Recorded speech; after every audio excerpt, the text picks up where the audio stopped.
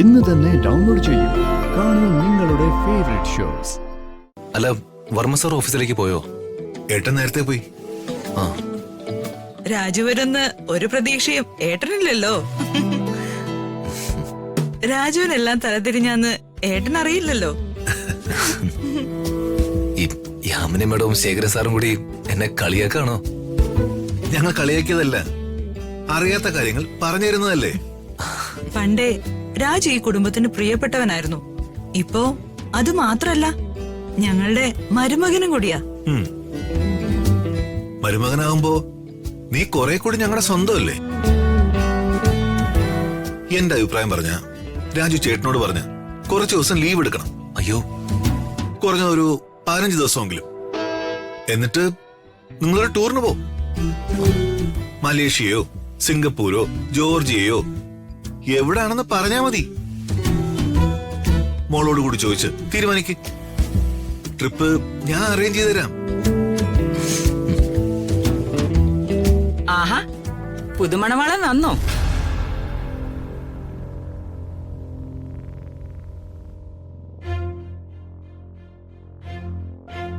അല്ല, മണവാട്ടിയെ കൊണ്ടുവന്നില്ലേ?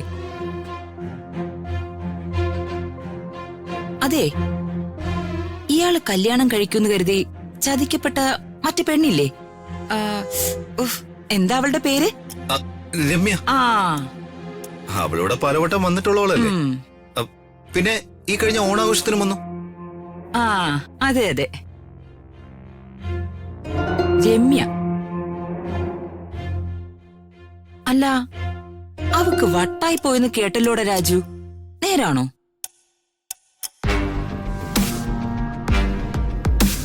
അവൾക്ക് വട്ടാണെന്നൊന്നും എനിക്കറിയില്ല മേഡം. ഞാൻ സൈക്കാട്രിസ്റ്റോ സൈക്കോളജിസ്റ്റോ ഒന്നും അല്ല പോയി ചികിത്സിക്കാൻ.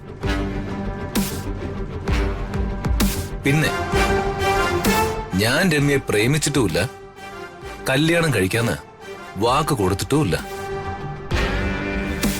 എന്നെ അവളെ കൊണ്ട് കല്യാണം കഴിപ്പിക്കാൻ ശ്രമിച്ചത് വേറെ ചില ആളുകളല്ലേ.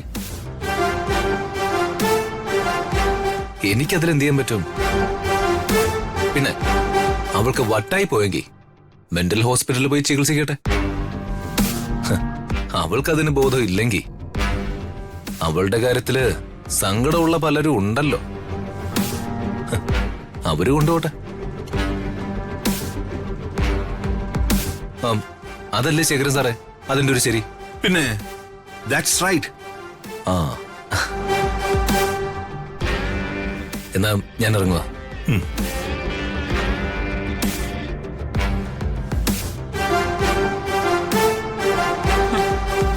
എല്ലാരും കൂടി എന്നെ കളിയാക്കാൻ നോക്കുവായിരുന്നല്ലേ?